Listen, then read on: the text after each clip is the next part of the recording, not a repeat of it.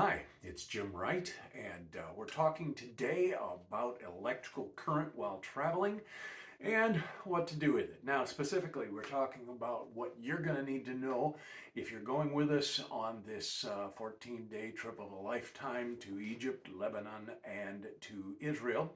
And so if you're in that group, then this is specifically for you.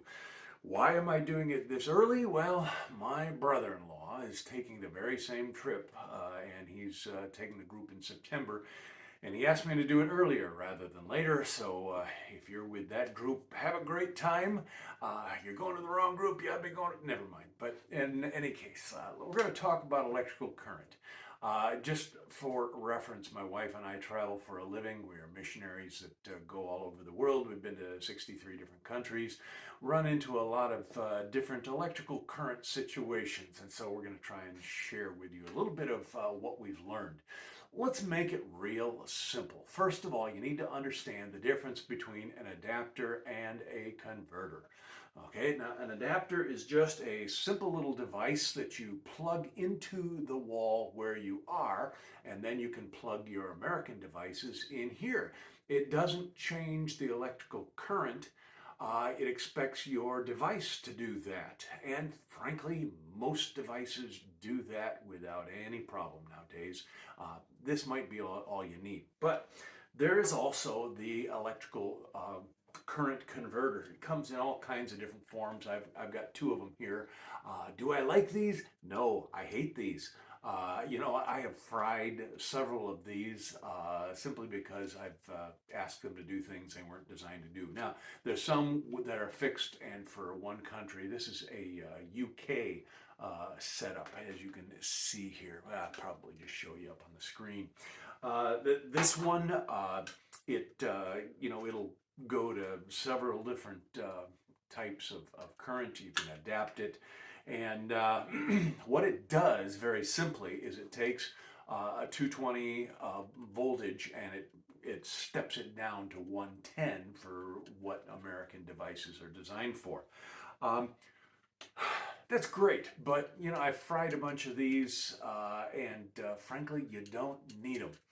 What you need, very simply, is to check your device. Now, here I have way to go, Jim. Here I have the adapter for my computer. You see the little label on here? I want to give you a zoom in on that right up here. And this label, frankly, will tell you everything you need. And if you've got a computer adapter, it's going to be able to handle either 110 or 220. You got a phone charger, it's going to do the same thing. You got a charger for your iPad or tablet, whatever you've got. Frankly, all you need to do is just check to make sure that it says, this one says, see if I can read it, it says 110 to 240 for your output. That's what you want to look for. Output 110 or 100 to 240. And so, if you plug it into a 220 with an adapter, you're going to have no problem running your computer, running your chargers, that type of device. So, frankly, all you really need is an adapter. Now, what we're going to be talking about is the different types. Now, we're going to be in 3 different countries, 4 if you include the United States, and in these 3 different countries, they use a whole bunch of different adapters, but we are going to be in places that cater to tourism, and therefore they are going to try and make it easy for us. And the way they do that is that all 3 of these countries have as their primary outlet the C type. This is what you're going to find all over Europe. So if you're thinking, well, I may be traveling in Europe, and so, traveling in the Middle East, maybe I need to have different. No, all you need is a type C. Okay, I love this because type C is very versatile, and you'll find it in a whole lot of different countries, except for the UK. Wake up, UK. But in any case, this works great. Now, one of the reasons I love this type is because of this ridge right around the edge here. You can plug it into a socket, and then when you go to pull it out, you've got this ridge that grabs it nicely. Now, there's different ways of doing this. If you use an adapter like this, and by the way, I think I'm going to put the Amazon ad up here because these are cheap. You can get these for like $3 a piece. But I like this, but you can only plug one thing into this. Okay, now this is great. I always have one of these in my computer case while I'm traveling. Always. Okay, and sometimes I have more than one because that's where they end up getting dumped. But this works great. You can plug this into the socket and then plug your computer right into there. Normally it stays, and boom. And you can plug this in the airport. You can plug this in the hotel, wherever you happen to be. So these are great. They're cheap. They're easy. And it's the way to go. However, there is another possibility, and that's these two. And I'm showing you the different kinds here. This one is European.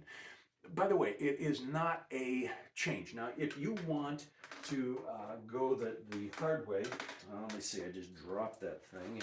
Oh, there it is.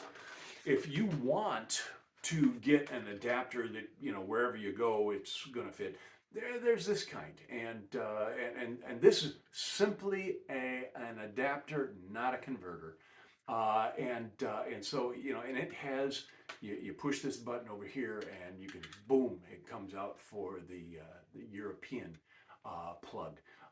If you push the button and push this back in, you can get the UK plug.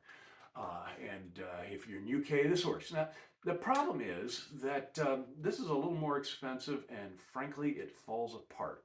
This thing just fell off of the table, and already it's falling apart. These things break quite frequently, and I don't like them. We do enough traveling that we simply get the fixed type for the country that we are going to. And so you can do it that way if you want. Now, the nice thing about these is that they are fixed for one country. They're relatively inexpensive. You'll see here that this one has 2 plugs for your USA here, and then it also has 2 USB plugs here. Just plug this into the wall and plug any 100 to 240 volt charger or plug in here, and you're all set. And so normally you go to the hotel, you plug this in beside your bed, you plug another one in at the desk over there, and you can charge and use anything you want just by having 2 of these. Except for hair dryers. We'll talk about that in just a minute. There's another version of that. This one has, let's see, 1, 2, 3, 4 United States plugs and 3 USB plugs. If you're afraid that that 2 and 2 is not enough, get one of these. These are like $10 a piece. I think these are like $8 a piece. So get what you want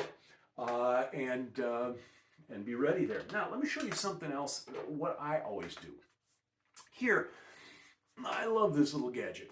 This is just a power strip, and it has you can see it has this plug right here. You undo this, and you undo the cord, and you plug this directly into your adapter, plug that into the wall, and then suddenly you've got your 2 plugs here, your USB here, but you also have the ability to, go from the wall over the desk. You can put this over on the dresser or wherever.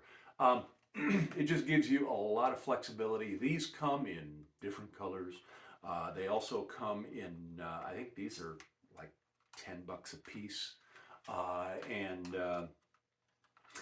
Also, the nice thing is that you can use these in the United States as well, and so you can just put one in your briefcase or your carry-on bag. I love these. They come with a little nylon bag, which I immediately get rid of.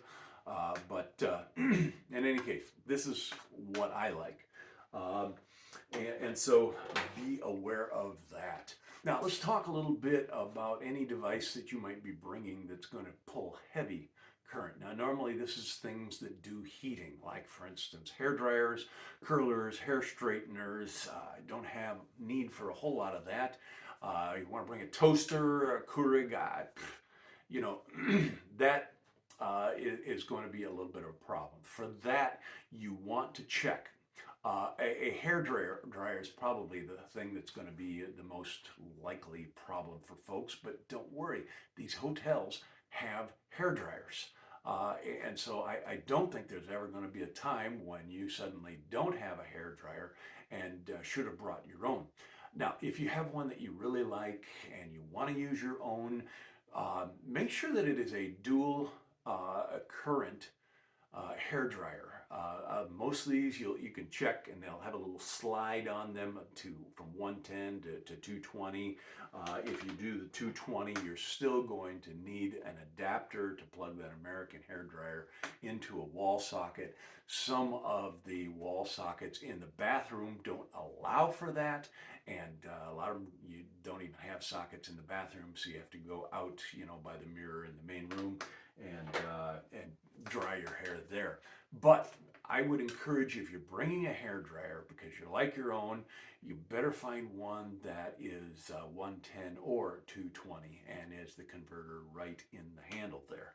Otherwise, you could be getting yourself into trouble. And if you have to bring a curling iron or a straightener or whatever, you might really ask yourself, do I really need that for these 14 days? But in any case, um, let me show you something else that you're going to want. I think everybody ought to have one of these. This is a battery backup. It's in a real nice little case. We keep it in the case, number one, to protect it, but then also so that as I'm reaching into my briefcase, I can actually feel it. I don't have to look in there. That's nice. Yeah, this little battery case is battery backup comes, it's got a switch on the side, little LED lights that tell you how charged it is. And I don't think you can see it, but it's almost out. There's only one little blue light lit. But it's got 3 USB slots along the top. And I normally have a USB, yeah, that's what I've got, a USB-C and a micro USB plugged in there. Sometimes I get another USB-C since we're switching over to USB-C for a lot of things. But this will power a lot of different devices. It will charge them multiple times over several days. If you keep this thing charged up in the evening, you're never going to be too far away from charging your phone or your tablet or whatever you're using. So get go on Amazon and or wherever and find yourself a battery backup and bring it along. Get used to it before you come, and have that available. And you'll be glad you did. Okay, I think that's it for the current. If you have any questions, let me know. If you're really strapped for cash and can't buy an adapter, let me know that too. I've got a million of them.